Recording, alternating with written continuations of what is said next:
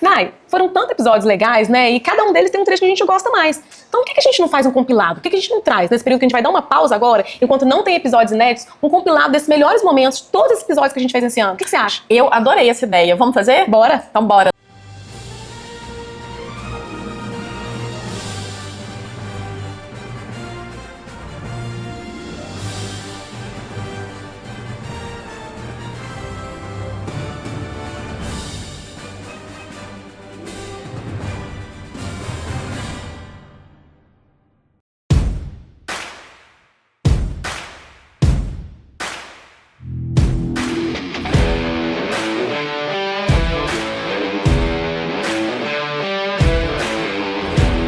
Eu gosto de falar que a nossa obrigação como veterinário não é só tratar o paciente. Eu tenho que pensar que por trás desse paciente tem uma família, né?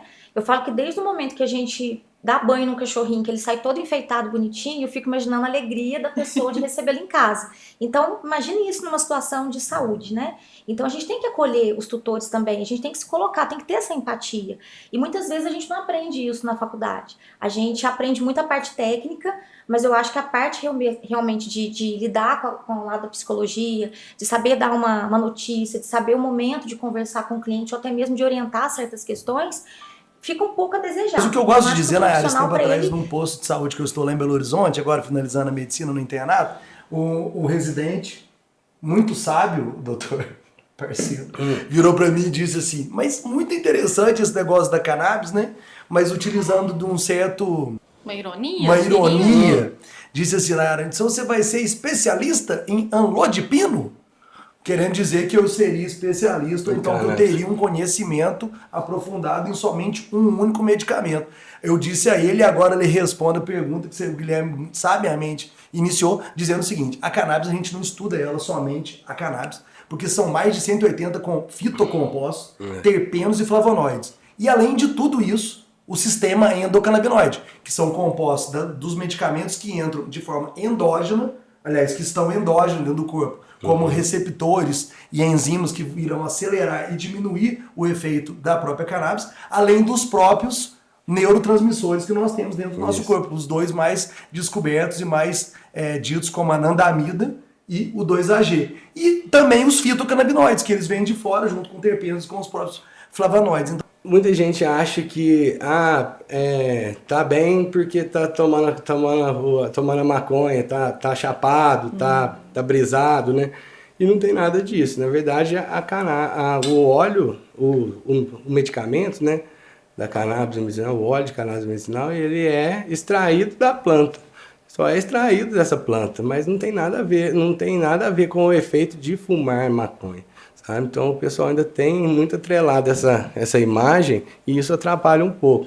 E que gera um pouco de preconceito e às vezes vergonha de alguns pacientes, né, de falar para a família, para os amigos que está tomando, que está fazendo tratamento, porque tá bem, tá feliz agora, passou a depressão porque tá tomando a maconha. E não é bem... Um colega, sei lá, de qualquer especialidade, não falando mal nunca da medicina, mas com até 0,2 de THC, ele prescreve aquele full espectro e fala para a pessoa, o seu tratamento com a cannabis é esse, 5 gotinhas só. Aí daqui 2, 3 meses, quantas gotas a senhora tá, dona Maria? Não. Tomava 5 gotinhas, não tava adiantando nada, esse óleo com esse gosto desse mato aí, não quero nada. O uso compartilhado de maconha é uma forma também de tráfico. Se você passa, por exemplo, um cigarro de maconha a um amigo a título não oneroso, também é uma forma de caracterização de tráfico.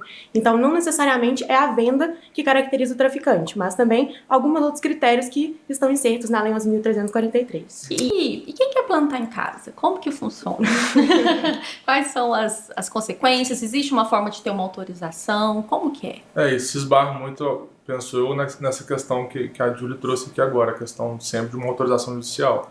Né? Não, principalmente para o tema sobre descriminalização, muita gente às vezes confunde achando que houve uma legalização, e não houve, continua sendo ilegal, só não tem em tese não vai ser considerado crime a questão do uso, de portar para uso pessoal. Mas a questão do plantio por si só, plantar cannabis sativa, né, na casa, na fazenda, ainda assim é considerado um ilícito penal. Só que isso vai demandar... Por exemplo, uma loja de autopeça, de ferramenta, que vende para pessoa jurídica, ele gera crédito de 9,25% de PIS e COFINS e uma alíquotinha do ICMS lá, em torno de 2, 3%. Então vamos colocar uma média que ele gera crédito de 12%. Com a nova lei, ele não vai gerar mais esses créditos, porque esses tributos vão sumir. Ele vai poder gerar total. Vamos imaginar que o IBS, CBS seja 28%, vamos supor. O governo está falando em 28%, vamos supor. Pode ser 29%, pode ser 27%, eu não sei, 28%. Ele vai poder gerar esse crédito de 28%. Merecimento, e, então, enfim, né? Cursos e especializações.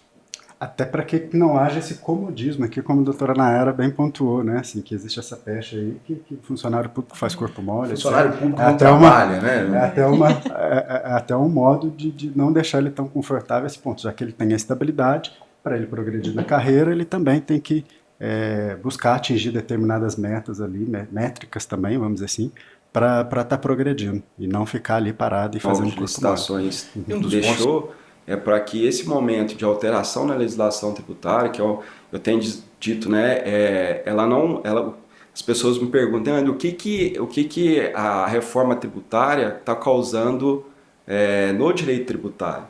Ela está virando ele de cabeça para baixo, porque, repito, né, o CTN, seus 200 e poucos artigos ali, você tem uma lei complementar nova que está tratando em 544 dispositivos. E a maioria dessas regras é para a fazenda pública, é para o município, para o estado que vão arrecadar esses tributos. Sim, então, sem eu dúvida. acho que, assim, guardar é você separar o dinheiro, mas você não se protege da inflação. Investir é você se proteger da inflação e, se possível, ainda rentabilizar e fazer o bolo crescer. Então, guardar está muito vinculado àquela história de botar o dinheiro dentro do colchão, debaixo do colchão. Só que ele vai perdendo valor, ainda mais no nosso país que tem uma inflação considerável, esse dinheiro perde valor. Você tem inflação de 10% ao ano, se você guarda um dinheiro sem investir esse dinheiro por um ano, significa que daqui a um ano você não vai conseguir já comprar a mesma coisa que você comprava um ano atrás. Então, o investimento, o primeiro objetivo do investimento é você proteger o dinheiro da inflação. E depois, se for necessário, se for possível, aliás, conseguir ganhar um pouco mais do que isso para fazer o dinheiro multiplicar, né? Como Bacana, que a gente vai Júlio. inseri-lo Explica pra... dentro de um sistema de educação onde as outras crianças não têm a dificuldade que ele tem de fala, ele não tem as questões cognitivas que ele tem. Então essa é a nossa maior preocupação. Só que a gente sabia que quanto mais a gente segurasse ele, privasse ele da socialização, mais difícil seria para ele enquanto no processo de crescimento dele. E a gente sabia que isso era muito importante. Então a gente já buscou fazer essa integração dele com a escola, porque foi até uma solicitação dos médicos para que isso melhorasse a socialização dele. Porque criança aprende com criança. Então, exemplo, eles são uma esponjinha. Tudo que você coloca para eles, eles puxam. Então a questão da escola que a gente buscou era uma escola que abraçasse essa questão do autismo, que desse as oportunidades necessárias e o carinho. Porque hoje, o principal... Porque o autismo não tem um remédio, o autismo não tem uma cura que você vai pegar e vai fazer aquele tratamento por um determinado tempo e já vai funcionar. Ativa e regular. Hoje, eu falo com a Eu acho que em relação a holding, não ver na internet que viu o hold é bonito, eu vou montar. Né? Tem que ser bem orientado. Então... a gente sempre, quando faz esse trabalho junto, a gente sempre orienta o cliente do que é ter uma holding. Não é simplesmente abrir o CNPJ e esquecer que ele existe, né? Você precisa cuidar e ter a manutenção dele, né? Tanto nas ações suas no dia a dia, quanto nas obrigações acessórias ou questões tributárias que aí você terceiriza lá para o contador fazer, né?